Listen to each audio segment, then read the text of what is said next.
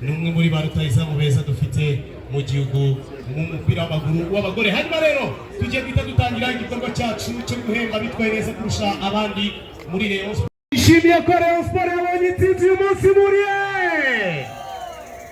Abantu bishimiye ko ikipe yacu y'abagore iyoboye urutonde rwa shampiyona muriye. Hanyuma ndasaba DJ playing the one tune indirimbo imwe ya Rayon Sport, hanyuma duhite dutangira umuhango wacu wo guhemba. It's coming up.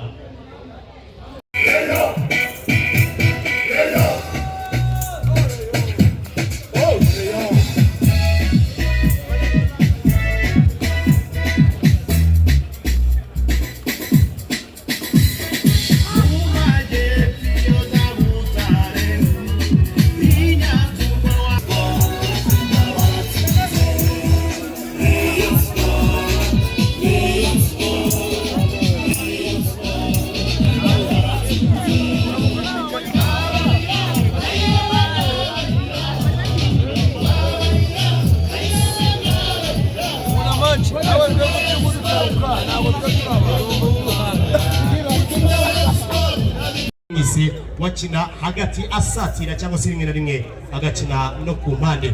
Hanyuma rero ubwo ngubwo tukaba tugiye guhita kandi dutangaza ngo ninde witwaye neza kurusha abangaba batatu bamaze kugera hanga. Nubwo bose ari indashyikirwa, nubwo bose ari inyamibwa, nubwo bose tubashimira cyane ku kazi gakomeye badukoreye muri ako kwezi kwa 11, tugiye gutangaza uwahiza abandi. Birasaba rero ko dusaba ko Eric uhagarariye Skol hano mu karere ka Huye yigira imbere na ugiye kudufasha guhemba uwitwaye neza kurusha abandi muri kwezi kwa 11. Eric waturutse muri Skol hano mu karere ka Huye yigira imbere. Namubonye natambuke hanyuma ducuguza uburyo umwete. Tugiye gutangaza rero umukinnyi witwaye neza kurusha abandi muri November mu cyiciro cy'abakobwa. Uwitwaye neza kurusha abandi muri November bamwita Dorothy Ongera vice capitaine w'ikipe yacu akaba Dorothy ariwe ugiye gushyikiriza igihembo cy'umukinnyi witwaye neza kurusha abandi. Turasaba abafata amafoto ko bajya ku ruhande kugira ngo byorohereze n'abafana kuba bagira vision nziza. Hanyuma rero igihembo cy'umukinnyi witwaye neza kurusha abandi muri kwezi kwa 11 mu cyiciro cy'abakobwa kikaba cyegukanwe na Dorothy. Gusa n'abagenzi be baraza kuba bahabwa ishimwe ryabo. Reka dusabe umukozi wa Rayon Sport ushinzwe marketing akaba ifoto yabo kabisa. Bari kwa 11 mu cyiciro cy'abahungu tugiye muri nominations. Twibutsa abantu babaye nominated mu cyiciro cy'abahungu harimo Kanamukire Roger nigira imbere Kanamukire Roger. Hanyuma kandi azamukane na Mugingo Hakim umwe akina hagati. Kanamukire Roger mwamubonye atambutse. Hanyuma Mugingo Hakim myugariro ku ruhande rw'imoso nawe nigira imbere. Ntabwo ndimo mubona hafi ni uducunguza uburyo umwete tunyarutse. Abantu bari nominated mwekereza ko nabo ubwabo basanzwe babizi. Nibanyaruke ubundi baze bigira imbere. Undi ni Kevin Muhire, the scorer of today wadufashe kubona amanota 3 mu buryo bwo gutsinda igitego. Nawe niyigire imbere. Hanyuma tubonereho gutangaza uwahize abandi mu cyiciro cy'abahungu mu kwezi kwa 11. Mu kwezi kwa 11 reka tubabwire ko uwatsinze agiye gutangazwa ubu ngubu tuvugana muri aka kanya. Aratangazwa na distributeur cyangwa se umucuruzi wemewe wa Skol, udistribuye wa Skol hano mu karere ka Huye, akaba yitwa Munyaneza Narcisse. Nigira imbere Munyaneza Narcisse. Hanyuma adufashe guhemba umukinnyi witwaye neza kurusha abandi mu cyiciro cy'abahungu mu kwezi kwa 11 kwa 2023. Munyaneza akaba rwose mbona ko nawe yahageze. Munyaneza Narcisse agiye kuduhembera umukinnyi witwaye neza mu kwezi kwa 11. Murakeka ko ari nde? Umukinnyi witwaye neza kurusha abandi mu kwezi kwa 11 kwa 2023 akaba yitwa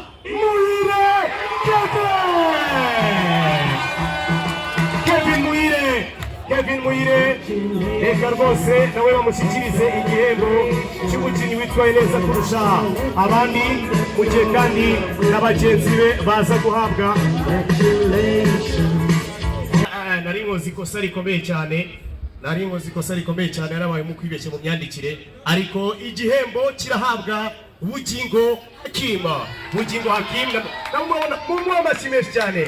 Mu kwezi kwa 11 mushobora kuba mutabyibuka, ariko mu kwezi kwa 11 niwe wari uhagaze neza kurusha abandi bose ni Bugingo Hakim. Reka rero atambuke adushyikirize iki gihembo uyu mukino.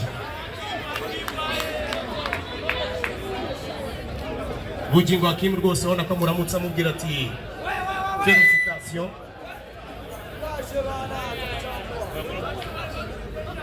Nimujye kure mugo.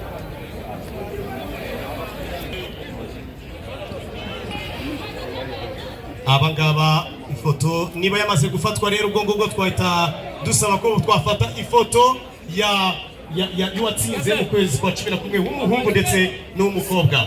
Ni Bugingo Hakim ndetse na Dorothy bombi baje ku stage bafata iyo foto.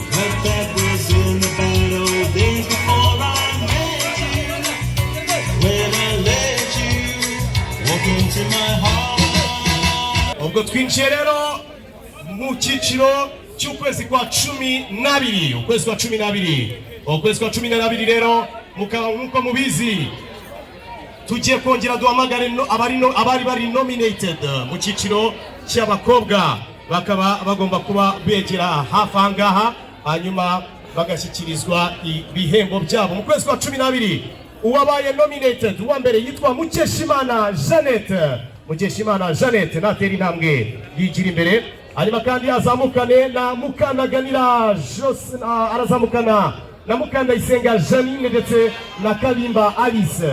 Ni abakinnyi batatu: Mukeshimana Jeannette, Mukandayisenga Janine ndetse na Kalimba Alice.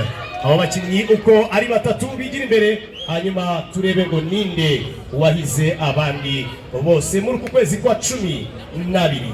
Nibigira imbere mu gihe ariko nabo barimo bigira imbere. Reka mbabwire ko mu kwezi kwa 12 igihembo cy'abakobwa kiri buze gutangwa na sekreteri wa ekipe ya Rayon Sport sekreteri w'umuryango wa Rayon Sport Patrick Namenye yigira imbere ubundi aduhembere abakobwa bitwaye neza kurusha abandi mu kwezi kwa 12.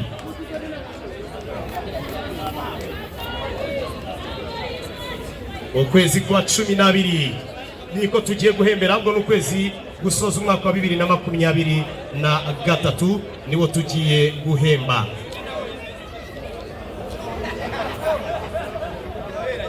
Hanyuma rero abafana ba Rayon Sport muri ahangaha murakeka ko ari nde? Murakeka ko ari nde? Ntabwo mwibeshye cyane, uwatwaye igihembo cy'ukwezi kwa 12 akaba yitwa Janine Kaboy. Janine Kaboy ukwezi kwa 12 niwe ugiye guhabwa igihembo n'umuyobozi akaba umunyamabanga w'umuryango wa Rayon Sport akaba ari Patrick Namenye Alice ndetse no kuri Janet. Hanyuma bagahita bafata n'ifoto y'urwibutso mbere y'uko bamanuka, baze dufata n'ifoto y'urwibutso Patrick hanyuma duce dukomeza. Hanyuma ndasaba Kaboy kutajya kure kubera ko Disemba tugiye guhamagara n'abahungu bitwaye neza bundi baza ahangaha. Murabizi rero twinjiye muri nominations y'abakinnyi bitwaye neza kurusha abandi mu kwezi kwa 12. Turongera guhamagara uwatwaye igihembo cy'ukwa 11 Bugingo Hakim yarari nominated no mu kwezi kwa 12 yigire imbere. Yewe kandi turongera guhamagara Kevin Muhire, aba bombi bari nominated muri ayo mezi yombi. Uwa gatatu twongera guhamagara ni Etienne Nzinga Luvumbu, Lungu nawe yigire imbere. We are calling upon the stage the three best performers of the year of the month of December. Etienne Nzinga Luvumbu, Kevin Muhire and Bugingo Hakim bigira imbere mu buryo bwihuse. Hanyuma turebe rero ngo ninde witwaye neza kurusha abandi muri icyo cyiciro. Hanyuma rero the head coach of the club, Julien Met. Julien, you're most welcome on the stage where you're going to help us awarding the best in the month of December. Tugiye guhemba uwitwaye neza kurusha abandi mu kwezi kwa 12. Mu kwezi kwa 12 kugira ngo tubyihutishe. Hanyuma dukomeze tunywa agacupa dutuje. Reka mbabwire ko umukinnyi witwaye neza kurusha abandi mu kwezi kwa 12 ari Kevin Muhire. Kevin Muhire is going to be awarded by the coach, the head coach Julien Met French International. Akaba agiye gushyikirizwa rero iki gihembo ndetse kandi there are some awards that are waiting for the others. Coach, please.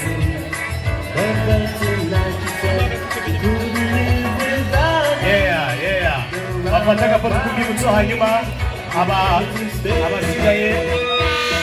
abasigaye nabo bahabwe ibihembo byabo. That's what's up. Hanyuma rero tukaba tugiye gufata ifoto ya Kevin Muhire ari kumwe na Kaboy nk'abitwaye neza kurusha abandi mu kwezi kwa 12. Hanyuma duhita twinjira mu kwezi kwa mbere. Duhita duhagarara neza mu kwezi kwa mbere. Nuko imeze kabisa. Nguko mu cyiciro cyo guhemba abitwaye neza kurusha abandi mu kwezi kwa mbere. Abitwaye neza kurusha abandi mu kwezi kwa mbere mu cyiciro cy'abakobwa abari nominated ni Abimana Jamila yigira imbere kandi azane na Nibagwire Libere muramuzi. Twamukuye mu bake bakangari barababaza. Nibagwire Libere umukinnyi wafashe umwanzuro wo kwambuka ikiraro aravuga ati reka nje kureba ibyiza biri. Barasana kandi na Mary Shavinda all the way from Malawi. Abangaba bigira imbere kabisa, ubundi turebe ngo uwitwaye neza kurusha abandi ninde. Hanyuma mu gihe turimo tuyitegura guhemba uwitwaye neza kurusha abandi mu cyiciro cy'abakobwa mu kwezi kwa 10 mu kwezi kwa mbere niho tugeze. Reka duhite tuboneraho guhamagara Perezida wa Rayon Sport. Akaba ari Jean Fidel Uwayezu yigira imbere ubundi ahembe umukinnyi witwaye neza kurusha abandi mu cyiciro cy'abakobwa muri uku kwezi kwa mbere. Juwara Kesu, murashaka gukeka, murakeka ko ari nde? Yambutse ibihugu, yateze indege, rutahizamu hatari, bamwita Mary Chavinda. Mary Chavinda, all the way from Malawi. Lilongwe is where she's born from, and she's performing very well in the country of Thousand Hills, Rwanda, here in Kigali. She's very happy. Ibihembo abasigaye bose. Ifoto ya Perezida ndetse n'abakobwa batsinze. Bose batsinze, bose. Nominated players of January. I want to have right here the one of Kigali, the goalkeeper, the best goalkeeper in East Africa or in whole Africa, in the country or what? He is called Ndiaye. We are calling Ndiaye on the stage, please. He's tallest in the club. He's nominated alongside Serumogo Ali. Serumogo Ali nawe yigiri imbere. Serumogo Ali yigiri imbere. Anazane kandi na Ertien Nzinga Lufumbu. Yigiri imbere nawe ubundi tuze kutoramo wagize abandi ariko byanze bikunze uko mubizi bose babatsinze kuko bakoze akazi gakomeye. Hanyuma rero mu kwezi kwa mbere mu gihe bamaze kugera kuri stage bagiye guhembwa n'uwahoze ari perezida w'ikipe ya Rayon Sport mu myaka ishize, n'uwa hano kuri ubu butaka bamwita Namaka Theogene, perezida wacu Theogene akaba nawe tumuha ikaze. Namaka Theogene muramuzi, intambara yarwaniriye ikipe mu myaka za 2013, 2014, 2015. N'umugabo uzwi mu mateka y'ikipe yacu y'Uburundi umweru. Namaka Theogene, he's the legend, former president of the club. He's going to be awarding the player of the month of January 2024. And the winner is utwaye igihembo cy'ukwezi kwa mbere ni Ertien Nzinga Lufumbu. Anapana mese mwana mote Fibu, she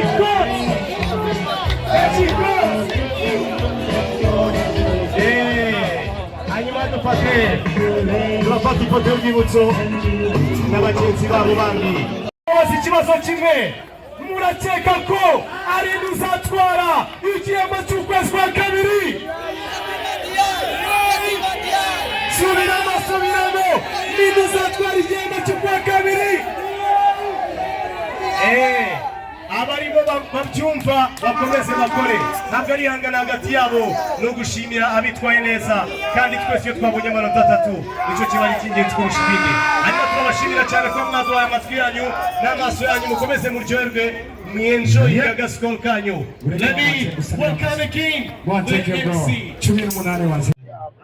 Yongere yuko ndashimira perezida wabanjirije kuba hafi cyane mumera amashyi Namaka Theogene.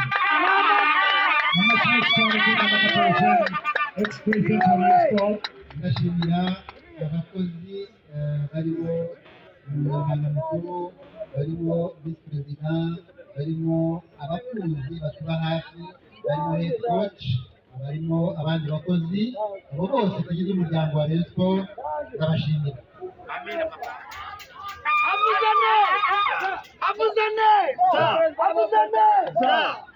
Rero dukomeze tube hafi y'amakipe yacu, turi ku rugamba, tugomba gukina, tugomba gutsinda, tugomba kubaka umuryango wacu wa Rayon Sport. Ibyo byose tuzabigeraho nidushyira hamwe. Ikituranga cya mbere ni urukundo rushingiye kuri sport, rushingiye ku buvandimwe, rushingiye ku gihugu cyacu. Ibindi byo mureke dushyire hamwe, tuzagera ku bishoboka. Umuryango wacu uzubakika, tuzawubaka kandi byiza biri imbere. Imana ibahe amahoro, harakabaho igihugu cyacu, harakabaho